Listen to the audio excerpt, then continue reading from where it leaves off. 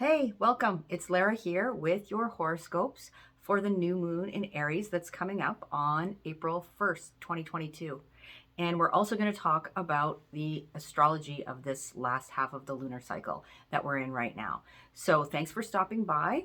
I'm glad you're here. If you're a new subscriber, I really appreciate it if you stick around and give the video a thumbs up and leave me a comment. You know, if you have a question or a comment, then please leave it below. So we've got this new moon in Aries that's happening at 11 degrees of Aries, the Cardinal Fire Sign and the first sign of the Zodiac, marking the astrological new year, if you will. And that is at 2:24 a.m. on April 1st. So that's what we're going to talk about in the video. And I'm going to go through all 12 signs and give you your individual horoscopes for how this is looking for you. But before I get there, I have some other things that I want to fill you in on that are really important. They're sort of must knows at this point. So first off, one quick announcement I want to make is that April 1st is International Astrology Day. And so to mark that occasion, I'm actually going to start doing a new feature here on YouTube. So for a while, way back when I started my channel, I did these lengthy videos every week, but it just got too much for all the reasons. And I've been working it so that, I come once every 2 weeks and I do your horoscopes for the new moons and the full moons, and that's working out really well. But what I want to do is every second week, so when I'm not here with a new moon or a full moon horoscope video, I'm going to pop in for just like 10-15 minutes and just give you a little astro nugget. So we're going to start doing that just before International Astrology Day. I'll release the first one on March 30th, I think is the Wednesday. So these videos come out on Wednesdays, if you're not aware of that. So that's what I'm going to do. And be looking for my new website to launch in the next couple of weeks, maybe sooner, but to be safe. And you can find me at astrologymaven.com. So if you go there, the link is below. You can sign up. You can get my free guide to working with the moon, and you can get on my mailing list so that you know when the site launches, and you'll see what I have available there to start with. All right, so I want to also say happy birthday to Aries sun signs. If you're in Aries, we're in Aries season now, right? The sun is officially in Aries. And that is that, the initial impulse. And in the Northern Hemisphere, we are celebrating, or we just celebrated the equinox, which is the day that the sun moves into Aries. And in the Southern Hemisphere, it's still the equinox, but it's the autumnal or the fall equinox, right? It's that. It's a turning point on the wheel.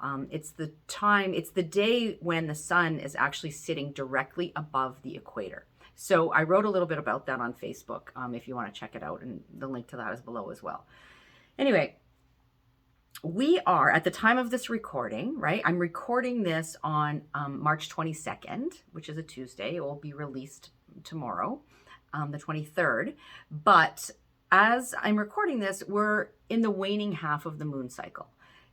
So we're coming off that full moon in Virgo that we just had. We're still in that energy. So if you didn't see that video, it's still relevant. You can go back and watch that. And that full moon in Virgo was sitting there alone in Virgo across the sky from all the planets in Pisces, right? The Sun, Mercury, Jupiter, and Neptune.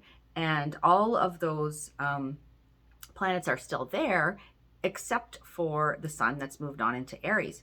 And in a couple weeks' time, we're going to have Jupiter and Neptune joined by Venus, and then later on, eventually Mars as well. So we're going to talk a little bit about that Jupiter-Neptune piece in a minute. But the last quarter moon, right, is happening on Friday, the 25th of March.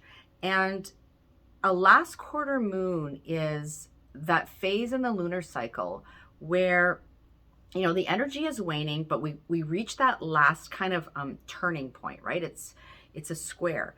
And it's a time in the cycle when we consider sort of the path that we're on, and should we stay on our current trajectory, you know, in relation to whatever began at the new moon.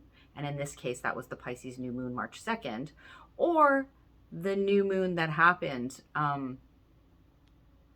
in Virgo back in September, on September 6th, 2021, because we've just had the full moon in Virgo. So considering those, you know, whatever projects or whatever was initiated for us around that time, should we stay on that path, or do we have to make some adjustments before we move forward? Or should we abandon it altogether and start anew, right? Start with a fresh slate sort of thing. So that answer will depend on what's going on for us personally and what stage our various, you know, projects and things are at. But that's what a quarter moon is. It's sort of this last, or a last quarter moon is this last sort of crisis point in the cycle where it's like, okay, what do I do next? And then, you know, it starts to really peter off. The energy just really winds down, and then we hit the next new moon, which is the new moon in Aries in this case. So there's a few other essential things, like I said, that I want to talk about before we dive in to those new moon horoscopes. So at the time of this recording, not only are we approaching the last quarter square moon, but we also have Mars in Aquarius in a square to Uranus and Taurus. In fact, on this day that I am recording this, and you may have been feeling the crunchiness of that, right? Like the tension. It's been a few tense days around here. And, you know, we're in that, it's a bit of a pressure cooker when we have Mars square Uranus. So when I was thinking about this, to me, it's sort of like, just fair warning, there's going to be a few analogies and metaphors to a couple of different, you know, TV shows and movies here. So I'll give you spoiler alerts if necessary. But this conjures up to me like this Mars square Uranus, Mars in Aquarius, Uranus and Taurus, like a sword fight almost, where we've got, you know, metal clanking and sparks flying kind of thing. And if you've ever seen this series, The Last Kingdom, we just watched the last episode last week. And so, spoiler alert, I just want to let you know, if you're into that and you haven't seen the last episode, I'm gonna say a few things here that you might want to either watch it and then come back to the video, or cover your ears, or if you don't care.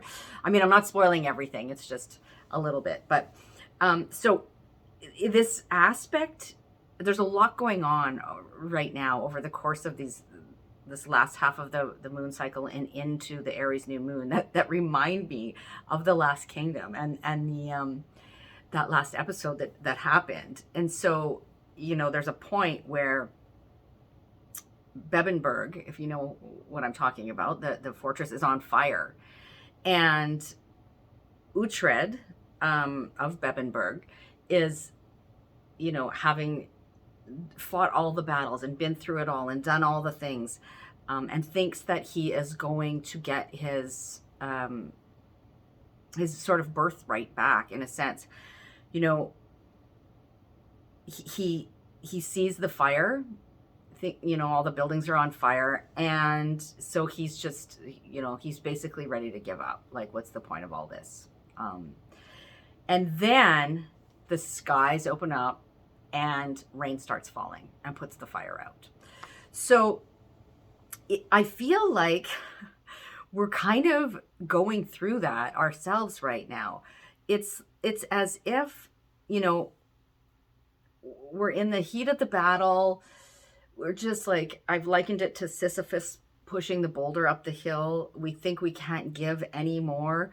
And we might feel like it's kind of like, you know, it's over, or it's, and maybe we've gained a little, and then all of a sudden, you know, the things are lit on fire, and we think, you know, why did I bother? That's the end of it. And then the rains open up. So that's kind of where we're at. We've got Venus, who is currently still squeezed between Mars and Saturn.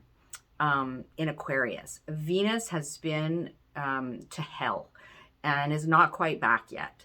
So eventually, though, in the very near future, Venus will move past Saturn, has already moved past Mars. It will move past Saturn, and then enter Pisces on April 5th, the sign of Venus's exaltation, right? Which I talked about a little bit in last video as well. And then we have the much anticipated conjunction of Jupiter and Neptune happening in Pisces on April 12th. You know, so those are the waters coming to kind of rain on, you know, the fire. And although Jupiter and Neptune, they actually meet about every 13 years. So that in and of itself isn't extremely unusual, right? It's still not, like, it's still rare. It's only every 13 years. But they haven't met in the sign of Pisces, which is the sign that both of them are at home in. They haven't met there since 1856. So it's been a long time since this has happened. And it was actually March 17th, 1856. They met at 17 degrees of Pisces, which happens to be the exact degree of my natal sun. And this time they're going to meet at 23 degrees of Pisces. So, you know, when these two come together, and I've spoken a little bit about this in the past, and other astrologers have spoken about it. You've probably heard about it if you've been paying attention. But we've got the expansive qualities of Jupiter: expansion, growth, wisdom, justice, you know, truth-seeking, and a sense of sort of buoyancy and optimism with Jupiter. Coming together with Neptune. Neptune, which is like the ocean, whereas Jupiter is like the tidal wave kind of thing, right? Think of it that way. So Neptune can be, is like this, you know, it's sort of like the cosmic soup where everything came from and everything goes back to. It's where everything is one. And there's no sort of discernment between one thing. It's where the particle turns into the wave, if you know anything about quantum physics, right? It is this sense of merging of all things. So on the one hand, that sounds very like, you know, mystical and peace, love, and all of that, which you can be. But on the other hand, it can be very difficult for us to tell reality from, you know, fantasy in these circumstances. So that's the one caveat here. Although this is a really, like I said, it's like the welcoming, you know, deluge that comes after the dry spell, or when things are on fire and we need to put the fire out and we don't have any water buckets handy, and then, you know, the universe sort of does as a solid, and the rains come down. So what we may, you know, there's all kinds of things people have been talking about what we could see, and we're already seeing some of the things, you know, because these are two big planets and they move slowly. So it's not like just on the day of April 12th, something major is going to happen and then that's over and done with, right? That's not how these things work. You've heard me say that before. There's a build up and a crescendo, and then, you know, a waning. Just think of it like the moon cycle. So that's what happens. And so when Jupiter and Neptune come together, it's the initiation of a new cycle, right? Just like when the sun and the moon come together. So it's an initiation of a new Jupiter-Neptune cycle. So one of the things I thought was really interesting that happened, I took a quick look. What happened back in 1856 at the Jupiter-Neptune conjunction in Pisces? Well, I think the most notable thing that I came across anyways was the Treaty of Paris was signed. So, and that was signed actually on March 30th. So a little bit after the actual conjunction, and it ended the Crimean War.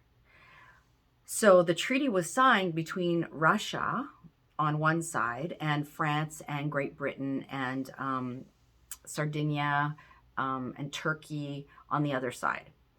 So it will be interesting, you know, to see what, if anything, transpires in relation to the current global situation we have, and in particularly, you know, the war with Russia and Ukraine. And you know, like let's use that to remind ourselves that that's not the only conflict in the world, and there are many people suffering, right?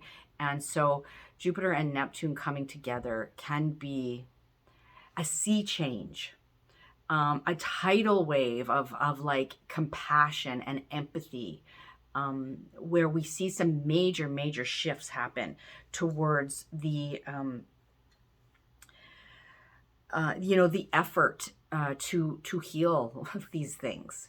So that's something to look at. I also noticed, actually, one of the things that stuck out to me when I was looking at the history that of the year 1856, there seemed to be like a huge number of shipwrecks. So, you know, Pisces is a water sign. Anyways, you can you know, Google the Jupiter Neptune conjunction yourself and get a whole lot more information if you're interested. But I want to just, you know, warn you, as I always do, be discerning, right? Be discerning with where you get your information, because they're not all sources are created equal. Let's just put it that way. All right, so let's get into talking about the Aries new moon now, and how that's going to impact each sign. So when the new moon occurs, we will have the sun and the moon together at 11 degrees of Aries, right? So every new moon is the sun and the moon coming together to conceive of something new, to conceptualize something new, to initiate something new. You know, it's that planting seeds, if you will. It's a time when you can be intentional with your intentions. Like, what are you going to plan, right? What are you going to do? What seeds are you going to plant? But sometimes, you know, we do these things ourselves, consciously and intentionally, and sometimes the universe does it for us, right? Or forces beyond our control, sort of thing. But in any case, the sun and the moon coming together at 11 degrees of the cardinal fire sign of Aries. And an interesting, like, I think one of the most interesting features of this new moon is we have the sun and the moon together, and on one side, very close at 9 degrees Aries, is Mercury, right? The planet of ideas, thoughts, communications, and the messenger. And then on the other side, we have Chiron, the wounded healer, so to speak, right? That's Chiron's nickname, most popular nickname in astrology. And Chiron is there at 12 degrees of Aries.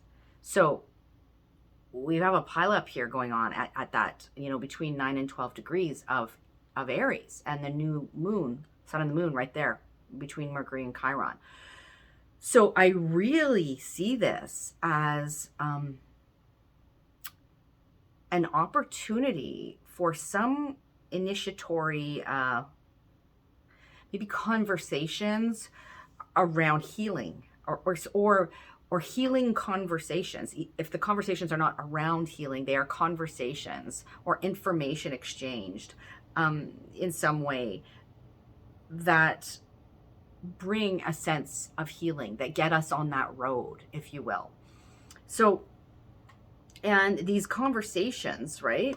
I'm using that term loosely, like it doesn't mean you're necessarily going to have a verbal exchange with somebody, although it could.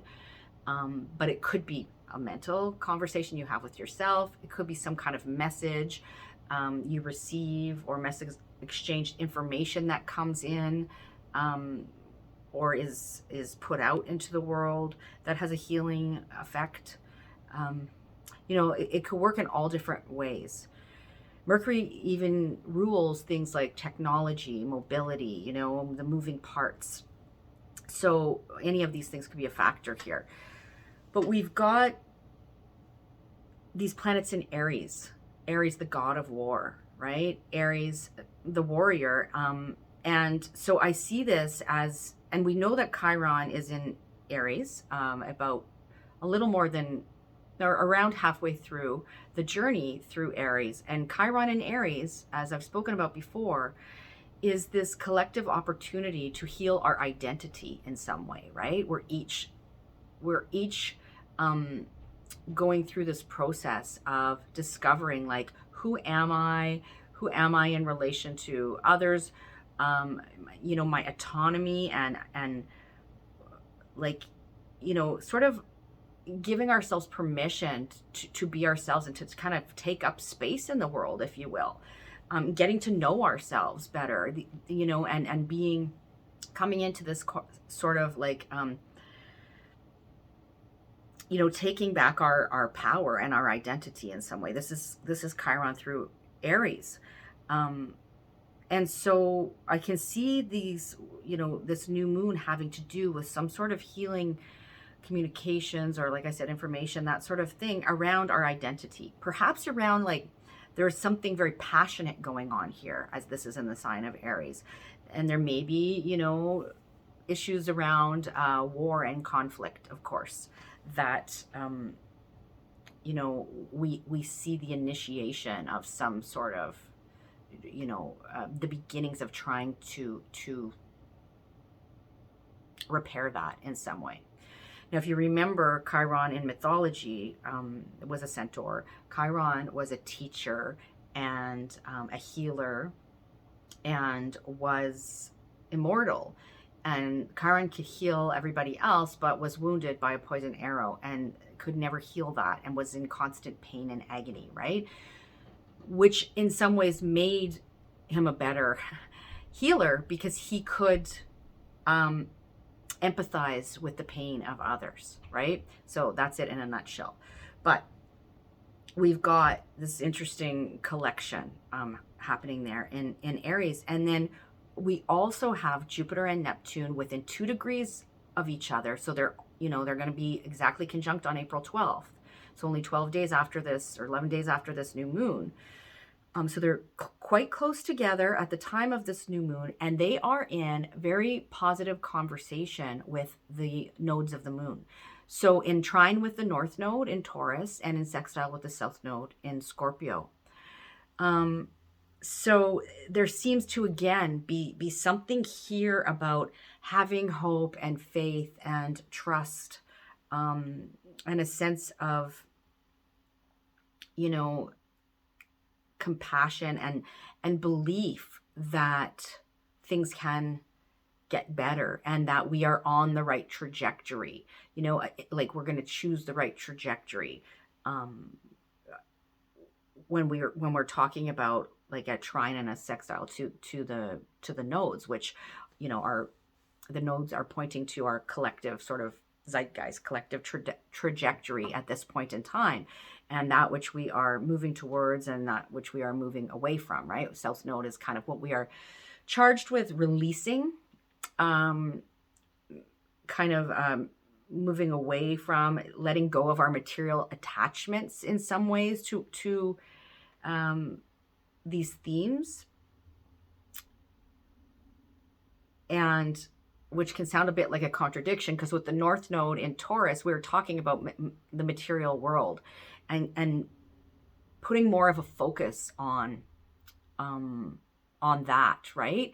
Our resources, our food supply, our material sense of security, the planet in general, nature, simplicity is Taurus versus complexity is Scorpio. So this real, like, keep it simple kind of vibe. Groundedness, right? This earthy sense of keeping our feet on the ground and trying to stay stable is Taurus. But of course, we've got Uranus there in Taurus shaking things up, as opposed to this, the metaphysical depths of Scorpio and the, the brooding waters of Scorpio kind of thing. So all that to say, there seems to be a hint here from the universe that you know, like just keep swimming. This is, you know, you're going in the right direction. But we have also, at the time of this new moon, you know, it's not an easygoing new moon. Let's just put it that way. There is opportunity, definitely on offer here for a bolder, brighter, future, but at the same time, like, it's not just going to be easy sailing.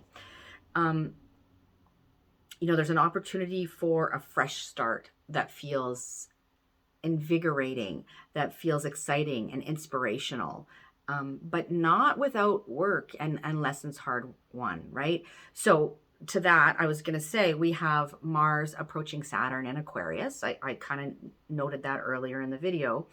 And we still have Saturn and Venus close together at the time of this new moon, within 3 degrees, and they are square the nodes, right? So that's a conversation of tension. That's the thing that can trip us up on our trajectory. But Venus is on the other side of Saturn at this point. So it's like, to take it back to Bebenberg, to take it back to, you know, oh my gosh, I lost the name of the show here for a second. The Last Kingdom, yes. Take it back to The Last Kingdom for a second. You know, and I'm going to give you another analogy in a minute, but it's kind of like,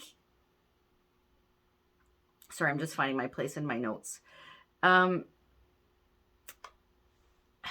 you think of, so, you know, if you saw the last, spoiler alert again, but if you saw the last episode, and after the rains come, right, there's damage that's been done still by the fire and the battle and all of this and things that have gone on. So the damage needs repairing. So it's not just like, woohoo, the rains came, washed everything away, a fresh start. No, there's repair work to do.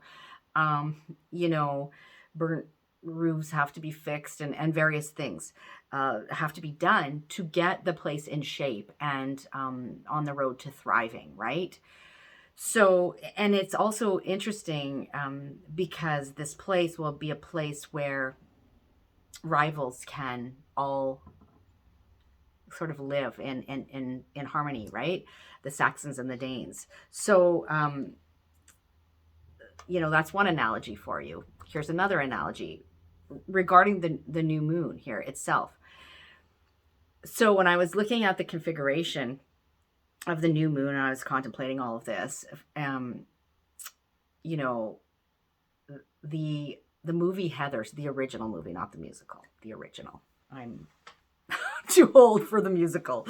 But if you saw the movie Heathers with Winona Ryder and Christian Slater and Shannon Doherty and some other folks in it, this reminds me, again, spoiler alert if you haven't seen it, but like, the movie came out in the 80s, right? The 80s, I think. So really, if you haven't seen it yet, sorry, but you should.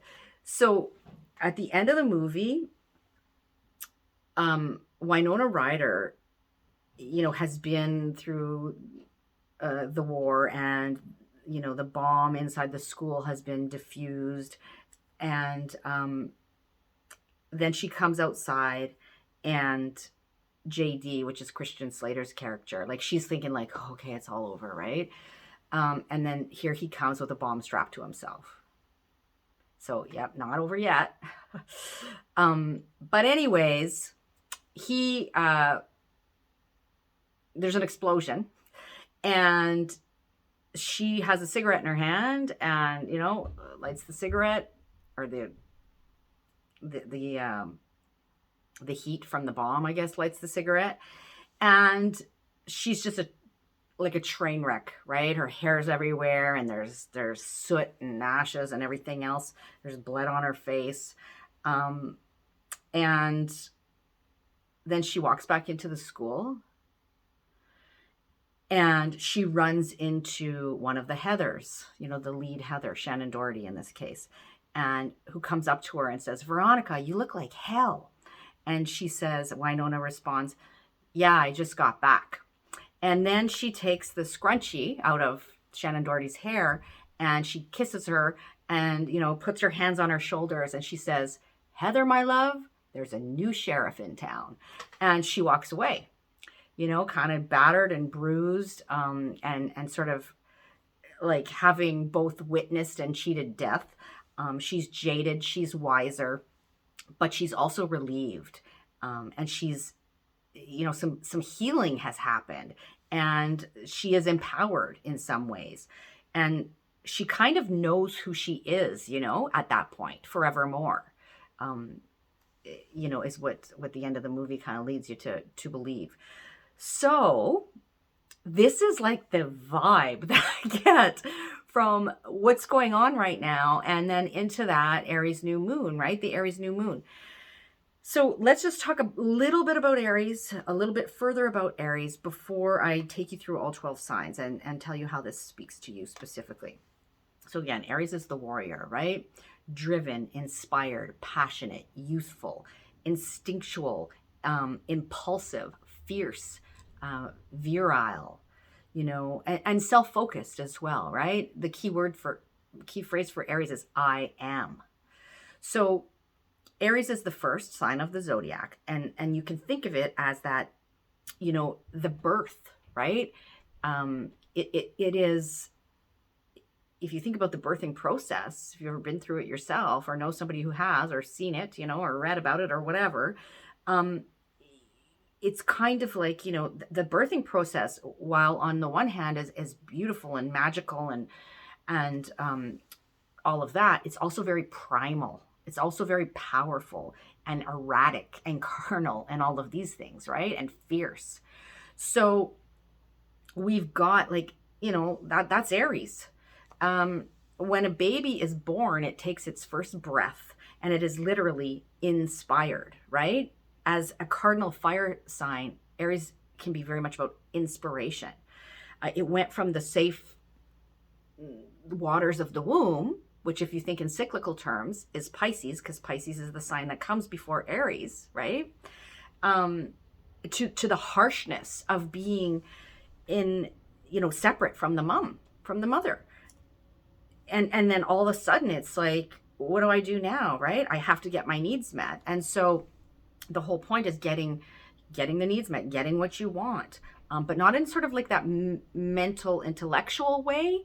It's more in an instinctual way. So, you know, baby cries when it needs food, warmth, etc., right? It's like the battle cry of I have arrived, watch out world, right? That's the energy of Aries. And the sun now in Aries, right? And of course the sun and the moon are together at the time of this new moon in Aries. The sun is exalted in Aries. It is revered, right? When a planet is in the sign of its exaltation, it is a welcome guest in, you know, in that sign. So Mars is hosting the sun right now. And the sun is very appreciated in Mars and given all of the luxuries and the tools that it needs, right, to shine its bright self. So the sun symbolizes our life force, and it is what we're motivated by, what we're motivated towards, sort of our ideal vision, right? And Mars is the ruling planet of Aries, hosting the sun, like I was saying. So Mars is the ruler of this new moon, and Mars is approaching a conjunction to Saturn, which happens over April 4th and 5th. So what's kind of happening here is Mars is running full steam ahead, and you know, into battle. Again, I'm going to go back to the last kingdom, you know, right into battle. But then it comes up against the barrier of Saturn, or a hurdle. So think of it like it's the last barrier. It's the barrier. It's the last hurdle that must be dealt with before Mars and Venus sort of move away from Saturn and move off, you know, leaving Saturn alone in Aquarius to continue its work there, the work of sustaining and of sort of putting one foot in front of the other and continuing to do the work, right, and stabilizing things in Aquarius. But Mars, you know, and Venus will have moved on. So it's kind of like we got this one last kind of thing to go before we can get some relief and things. We see like the sea change start to happen, like I was saying. So, you know, this Mars conjunct Saturn, it can be like as the new moon gets off the ground, as we try to get the, you know, things initiated, it can be a bit frustrating. It can feel a bit frustrating, but it can also be empowering as well. So, you know, it's like that last rallying, you know, that last effort, like, you know, if you're ever run a marathon, which I have not, but if you have, I can imagine that, you know, you're just like at the end of it, and it's like that last push, right? Or anything you've ever done that where you've really sort of exerted yourself in any way, whether it be physically or intellectually or what have you. And it's like, you know, that last push. So where we have to overcome the last hurdle or the last obstacle. So all of that to say, I feel like I was very fired up, like Aries, for all of that. And now we're going to look at the house that the new moon in Aries is falling in your chart, right? So for each rising sign, we're talking about rising signs first and foremost in these videos. That will give you the most accurate information. So if you don't know your rising sign, then definitely, you know, listen for your sun sign and your moon sign. Those will give you pieces of the puzzle. But the rising sign is really the most important. So what we're going to do is we're going to look at the house that the new moon falls in via rising sign, and so wherever this is, it's like where you might have, right, taking it back to that sun and moon sandwich between Mercury and Chiron at the time of the new moon, where you might have the healing thoughts and conversations and communications and information, or even some kind of movement coming in, right, to your awareness, to your existence, that you can utilize to begin again in this area of life, in the Aries house for you. Okay, so here we go. We're going to begin with Aries, of course, because Aries, this is your new moon. And happy birthday if you're an Aries sun sign and you're listening for your sun. But if you're an Aries rising, this is happening in your first house. So it is like the official start to your new year, right? If you're an Aries sun and you're having your solar return.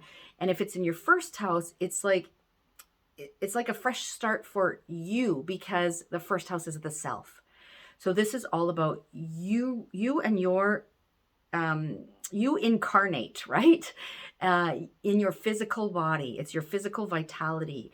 It is, you know, it can speak to things about the body, like our health and the state of our physical, you know, wellness and vitality. It can speak to appearance as well. The first house is like how we face the world. So it is how we come at the world and how the world perceives us, right? It's that interface between us and the world. And so it really, you know, when things happen in the first house, they can affect really all areas of life because it's all about us. So think of it that way. And it's your relationship to yourself as well. So this may be an opportunity for you, Aries, you know, for some healing self-talk, for example, for some kind of, you know, doing something that really allows you to begin again in a way that feels more empowered, more authentic. And there may be, you know, healing conversations, just to use that, you know, the idea of Mercury and Chiron on either side of the new moon here are not always easy, right? And sometimes the self-talk we have to have with ourselves or with a, you know, another person, it's not necessarily comfortable, but it's necessary. And so there seems to be something necessary that, you know, that needs to happen here in relation to that. It could be you like, oh goodness, there's so many options. Like there could be conversations around how you're feeling about yourself, you know? There could be conversations or thoughts or communications happening around identity. Maybe it's gender identity. I don't know. It's one possibility. There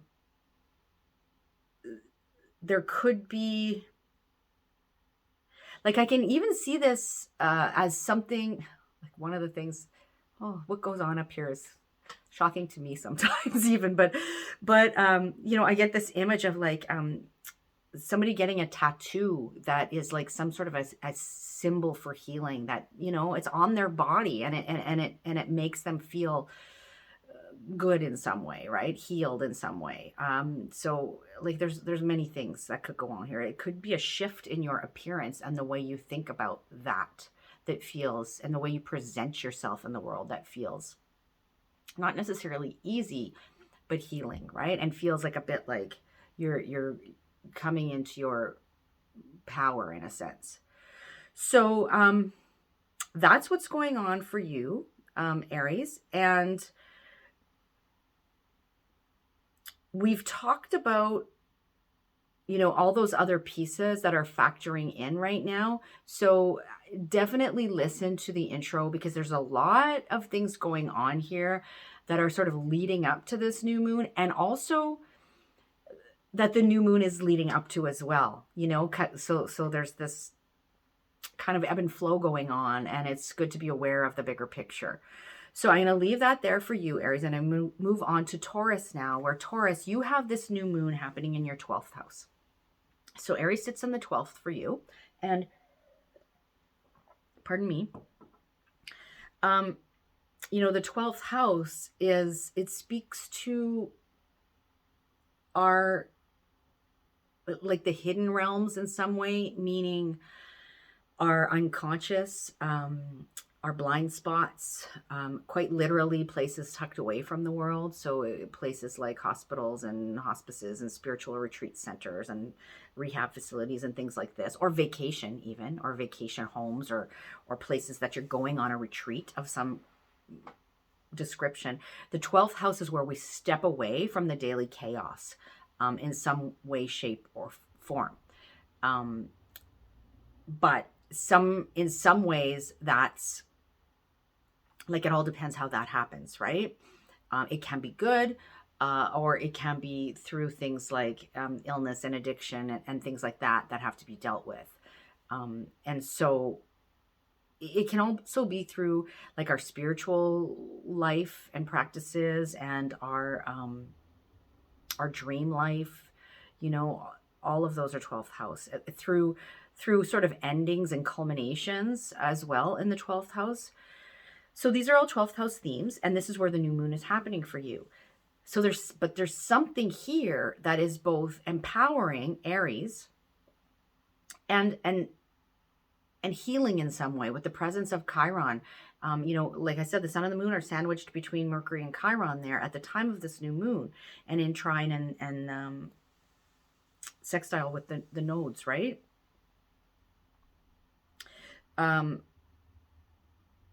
So no, Mercury and, sorry, that's not in trine and sextile with the nodes. That's the Jupiter Neptune piece. Sorry, I digress. However, nevertheless, there is an opportunity here for some kind of healing.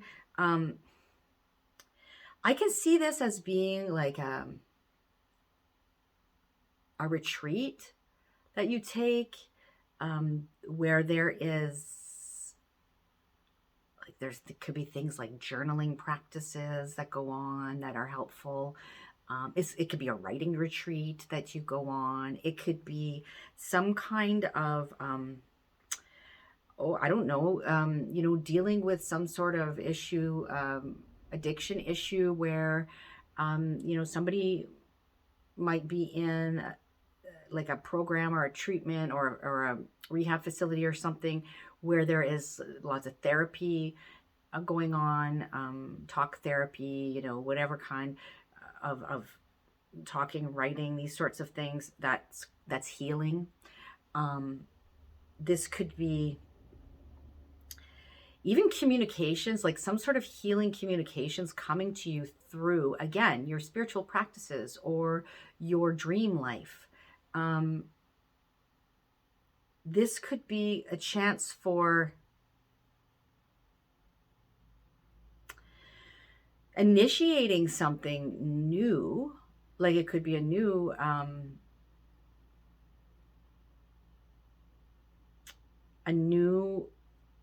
practice in some way, or it could be there could even just be things like conversations going on, you know, in the background about healing, and about, you know, self-empowerment even, but it's kind of happening, you know, in the background or behind closed doors, so to speak. There could be, like, to take it in another direction, this may be, you know, where there's conversations happening around healing facilities and stuff. Like maybe somebody's, you know, there's talking about long-term care things going on, or some kind of treatment facility, or something like that. So but you know, just to leave it on a sort of less maybe serious note, like this could be you grabbing a stack of books and journals and going off somewhere, you know, on your own, or with, you know, a small, like with another person or something, and really having a chance to recharge your batteries, as well. So that's a possibility as well, Taurus. But the fresh start here, you know, that new moon fresh start, has to do with these 12th house themes that I was speaking about in some way. So, and you're, you know, I just want to say one more thing there. If you're a Taurus sun sign and you're listening to the Taurus portion here, then it makes sense at this time of year for you to be retreating and to maybe feel a little more tired and that kind of thing, because the sun is in your 12th house and it's just about to move into your sign, right? Well, the sun, we don't know if it's in your 12th house if I don't know your chart, but if you're a Taurus rising, it's in your 12th house. But point is, the sun is in that last place for you before it enters your sign. And you are, you know, you have your birthday year, your solar return kind of thing. So at that point in the year, we tend to feel a little bit drained and like we need a little bit of a retreat, right? So I just wanted to mention that in case you're a Taurus sun and you're listening to this. That goes for anyone. Like I am a Pisces sun, and so I always find that during Aquarius season, which is the season right before Pisces, that's when I'm in at my lowest ebb kind of thing, right, in the year. So, all right, we're going to move on now to speak to Gemini. Gemini, for you, you've got this new moon transpiring in your 11th house. So sun and moon together at 11 degrees of Aries. And we've got Mercury on one side at 9 degrees, Chiron on the other side at 12 degrees, right? And then the other factors in tandem with this new moon that I spoke about in the intro. So don't skip that. Because, you know, as I was saying to another sign, it's like we've got things leading up to this new moon, and then things happening, you know, that the new moon then leads into. So it's a container, and it's important to kind of know about, you know, all of the ingredients that are going into that container. So, but this new moon in particular in your 11th house is a time where something new is being initiated by you or the universe, right?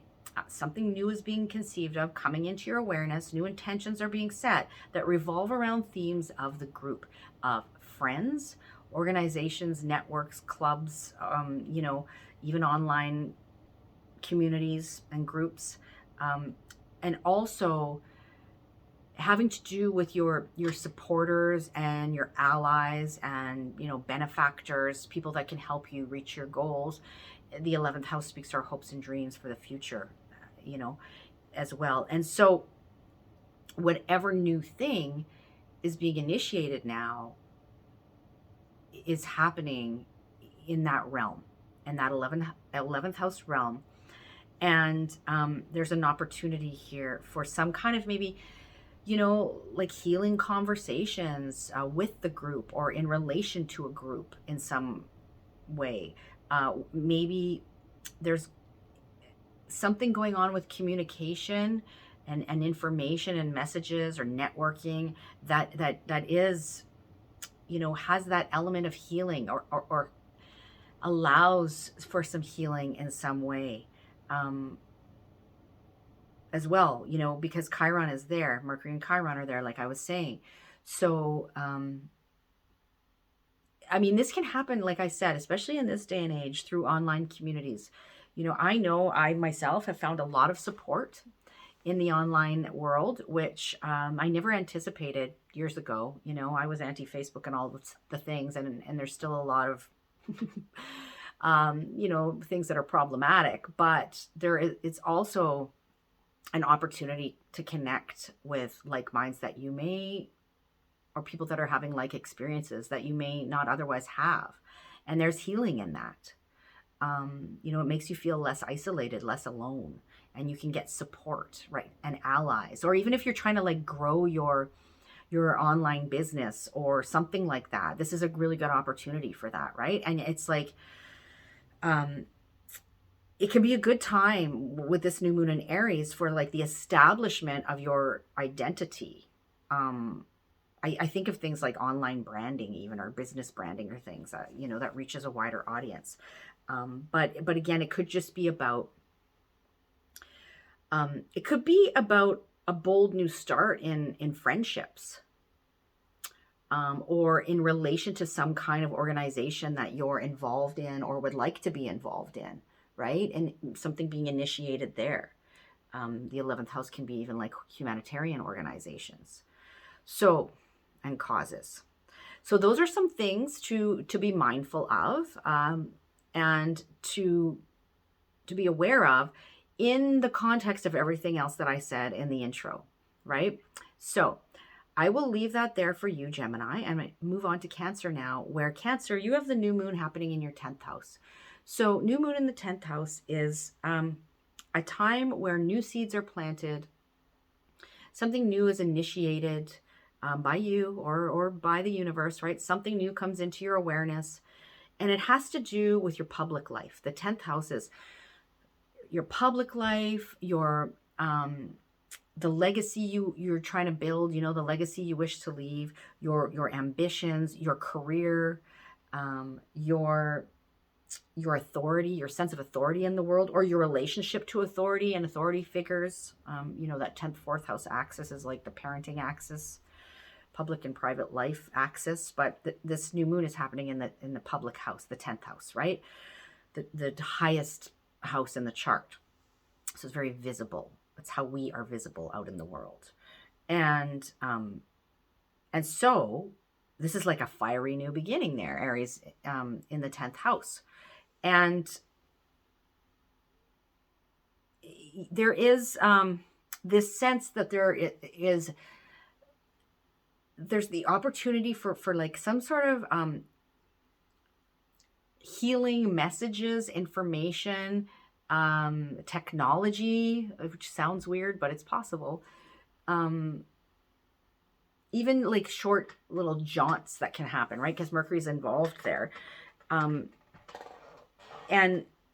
there's a healing energy to this in some way. And again, that doesn't mean it's easy, right? I spoke about this in the intro, but it is necessary, and it is there to support your sense of identity, ultimately, Aries. The I am. So this is like a fresh start. Like, who are you in public? It could be like the initiation of a new career that's, then you're seen in a different light, or you're recognized in some way, publicly, and it's there's an element of healing to that, or there's some kind of public sort of show of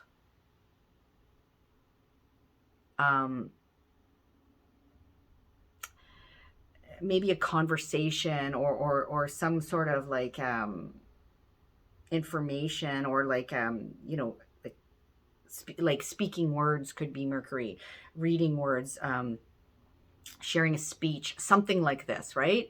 And it's empowering in some way, and it starts something new, and whatever that is in this very public area of life. I'm trying to think of any other examples I could give you. This can even be like an encounter with somebody who fits this description, right? That I'm talking about, like some sort of well-known figure that's, you know, involved in, whose words are healing even. So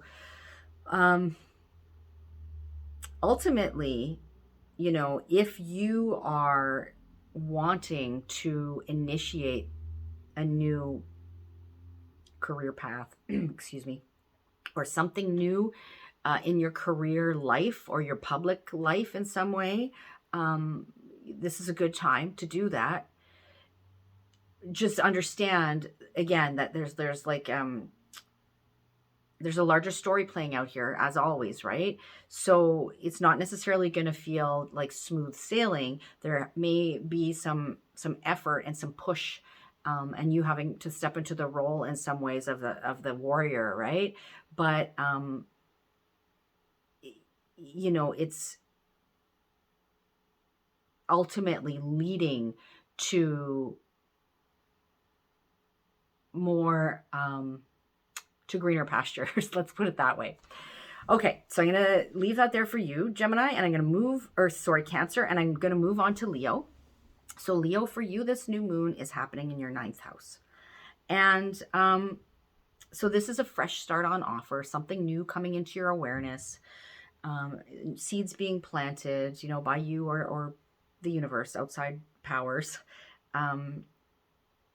that has to do with how you view the world, 9th house, with your with the expansion of your horizons in some way, with things like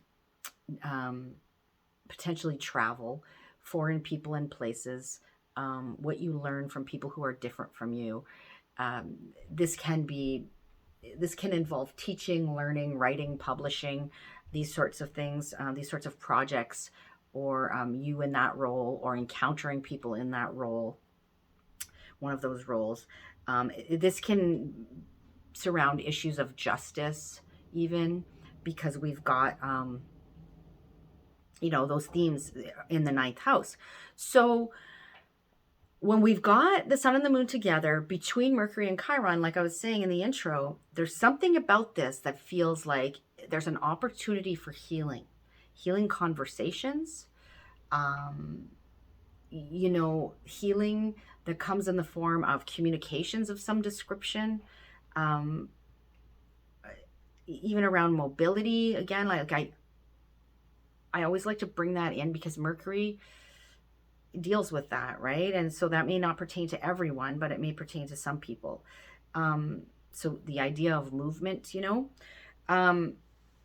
so these are themes here, and I can see this as being like some sort of, I mean, gosh, it could be you are working on a writing project that is healing in some way for you or for others, or both, or some kind of there's a justice, something justice oriented going on that is has the opportunity to bring about some healing.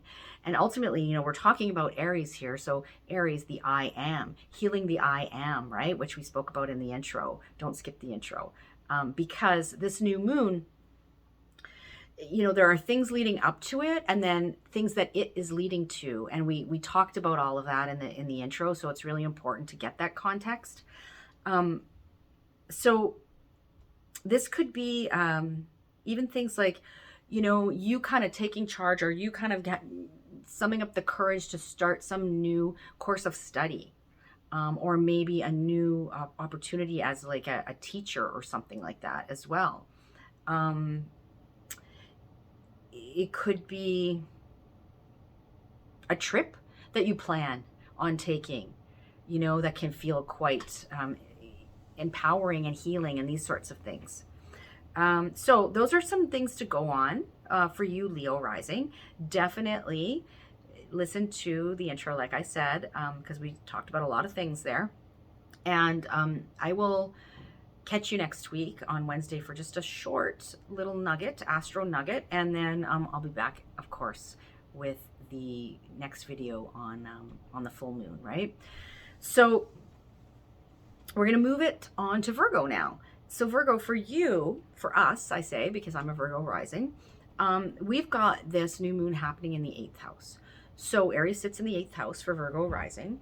And so this is an opportunity for some kind of fresh start, for a bold new beginning, for a taking back your sort of power and, like, you know, coming into your identity in some ways, because it's Aries. And it has something, there's a healing flavor to this new moon, because the sun and moon are between Mercury and Chiron at this time. You know, and we spoke about that piece in greater detail in the intro. So definitely listen to the intro. But the 8th house is a place where often things are not within our control, and we are at the mercy, so to speak. And so we have to surrender to what is.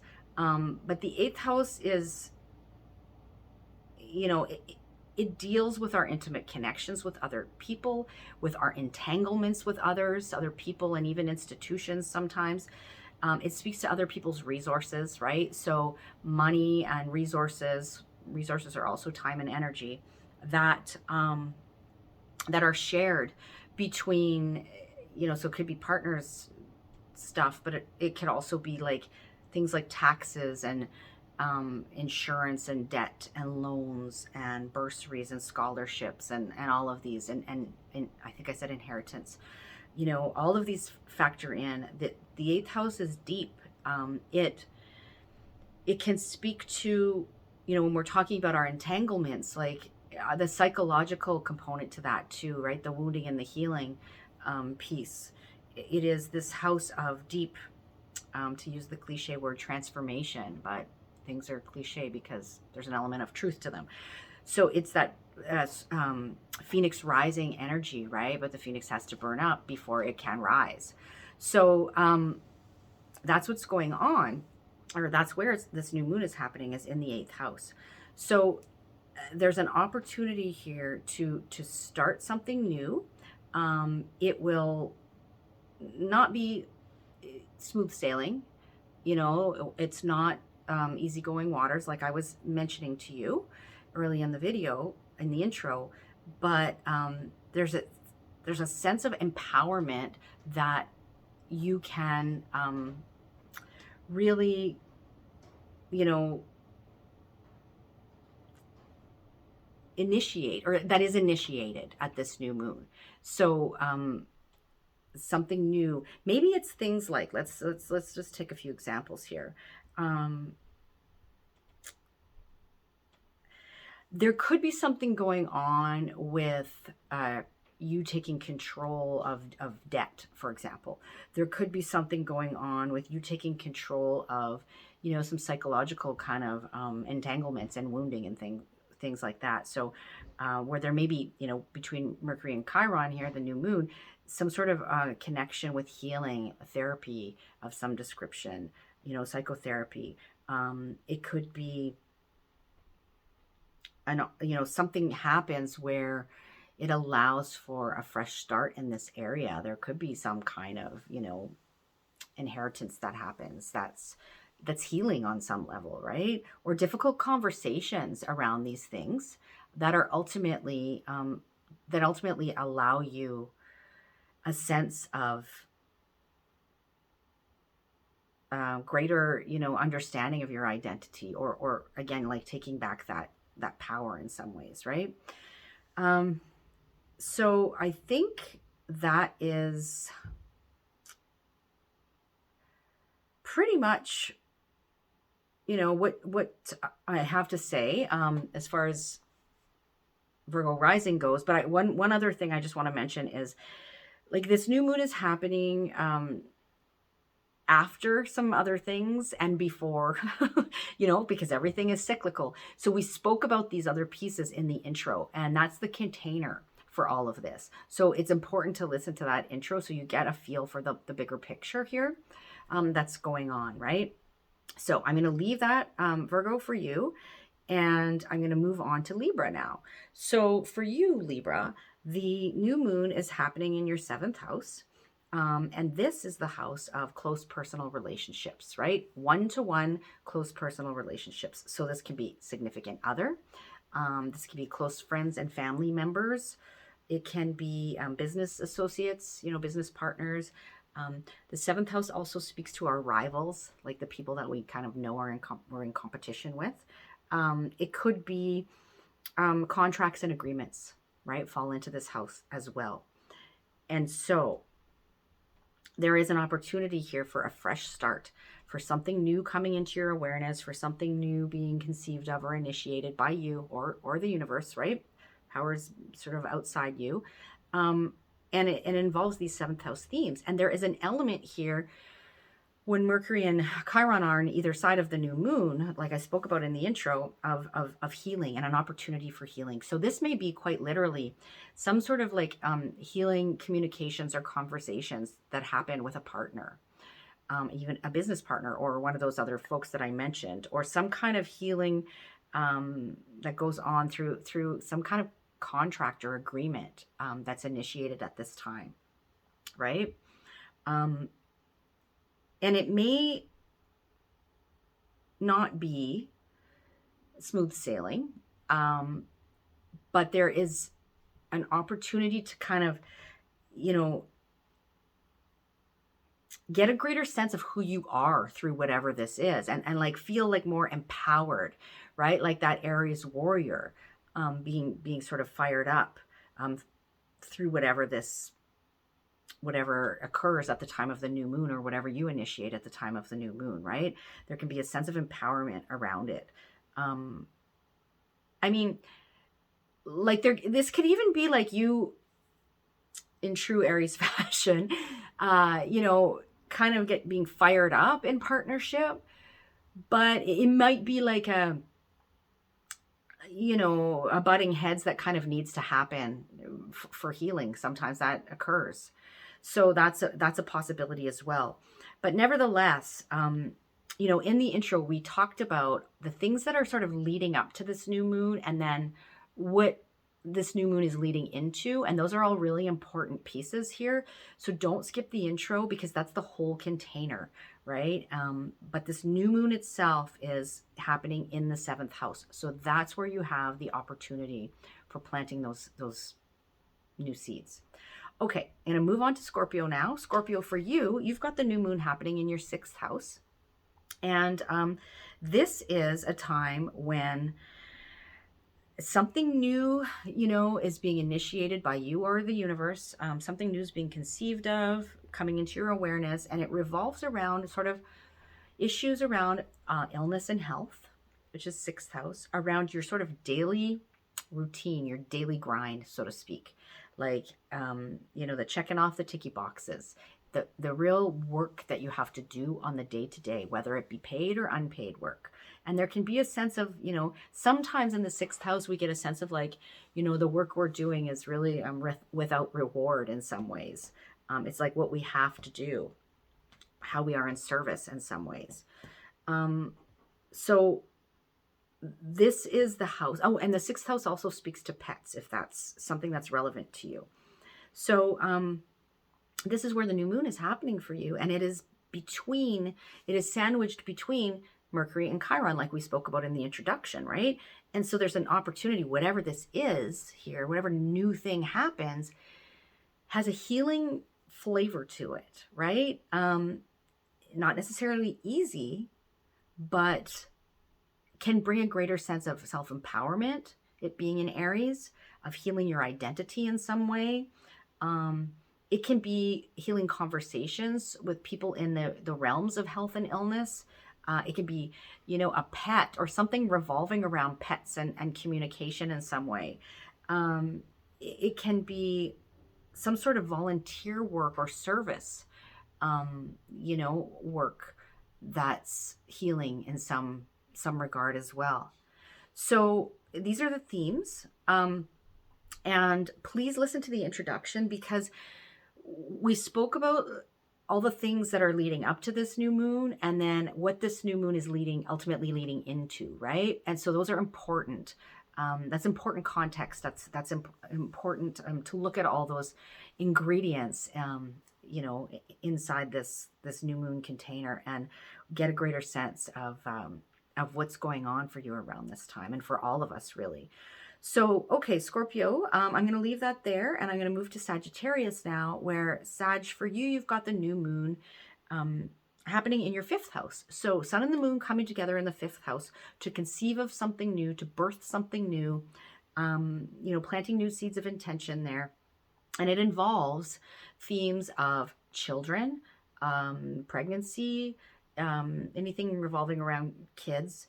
It can have to do with pleasure, how you have fun in life, what brings you joy, your creative pursuits, how you shine out in the world, hobbies, special interests, sports, romance even, right? Anything that we can associate with pleasure and enjoyment and fun kind of thing, youthful enthusiasm.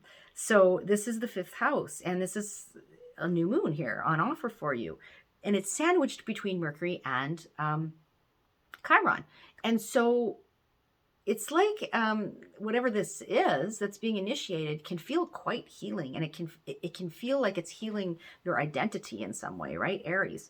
It can have you feeling more fired up and more sort of standing in your power, more empowered. It could be you taking the lead in some way, and having to do with some of these themes as well. So it could be like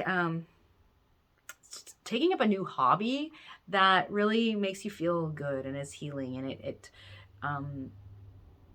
it could be conversations with your kids that may not be easy, but they heal the relationship in some way. It could be your kids going through some kind of healing, like therapy or something like that even. It could be some sort of creative pursuit or art or something that you're doing that has this healing element to it as well. So, that's what's all being triggered at the new moon for you, Sagittarius. That's really nice. And I want you to not skip the introduction, because in the intro, we talked about all the pieces that are leading into this new moon energy. And then, once the new moon happens, like what that is leading into. So it's important to have that context. So don't skip the intro. All right, moving on to Capricorn now. Capricorn, for you, the new moon's happening in your 4th house. This is home, family, your roots, your ancestry, your place of living, real estate. This is your sense of emotional security. All of these themes play into this new moon because it happens in your 4th house. And the new moon in Aries is sandwiched between Mercury and Chiron. So as we spoke about in the intro, there's some element of healing that involves like communication or conversation or thoughts or ideas or movement, those Mercury descriptors. And there seems to be a sense that whatever this is can empower you, can have you coming into your own a little, like feeling a little bit more like, taking charge and these sorts of things in this area of life. So this could be healing conversations on the home front or with family. This could be something going on with ancestry. Maybe you're doing your family tree, right? And you're finding out like things that are, and this is like a healing process of some description. This could be things you're doing around your home, revolving around home, or the issues around home and housing even that feel healing. Like I even can think of things like, you know, if you're somebody who's looking for a place to live right now, this may be a time when, you know, it's a possibility where you can sign a lease and that feels really relieving and healing, or something like that. You know, I mean, there are so many things. This could be something going on with parents that feels, or parenting that that feels like it is, again, you know, an opportunity for kind of like a healing conversation or something like that that goes on. And again, it's not necessarily smooth sailing, right? But it's like you're mustering up the courage maybe to have a conversation or something along those lines. Now, I want you to not skip the intro, because in the intro we talked about all of the important things that are happening that are leading into this new moon, and then what this new moon is leading into as well. So, you know, that's the container for all of this, and it's important to have that context. So I'm going to leave that with you, Capricorn, and I'm going to move on to Aquarius now, where Aquarius, we've got the new moon happening in your third house. So for you, this speaks to themes of potentially things like short distance travel, or schooling, right? Teaching and learning. Oftentimes we're talking about like early years learning, like daycare, elementary school, high school, learning the basics of something. This has to do with our communications, our thoughts, our ideas, our messages exchanged. The third house is about siblings and people that kind of like resemble siblings in a way, you know, like our peers. So cousins, people in your community, teammates, those sorts of folks. It could be issues around commerce, even in the third house, marketing. The third house is a very busy place.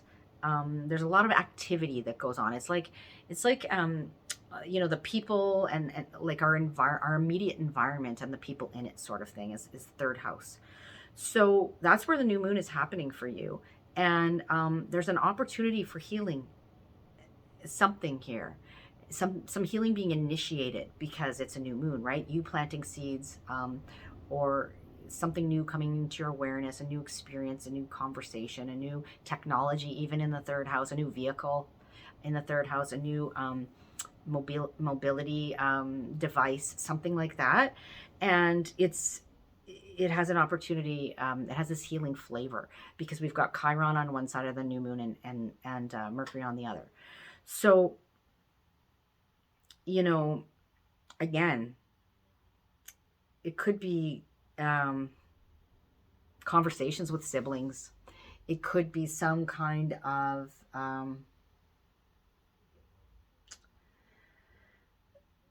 educational pursuit even, or something revolving around a short trip.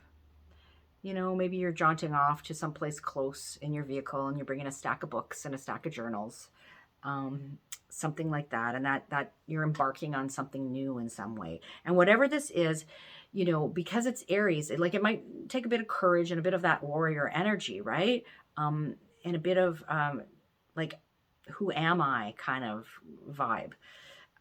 So don't skip the intro, because the intro talks all about what's leading up to this new moon and what this new moon is leading into. So that is the important container for everything that I just said here. So I'm going to leave you with that, Aquarius, and I'm going to move to, in this case, last but not least, Pisces. Pisces, for you, this new moon happens in your second house. Your second house is all about your money. So your finances. And when I say that, I mean, it's like your money, right? The money you make, you earn from your job or your skills and talents, your business, what have you. But it's also your other resources, like your time and energy. It's your material possessions, your belongings. It's that which belongs to you is the second house.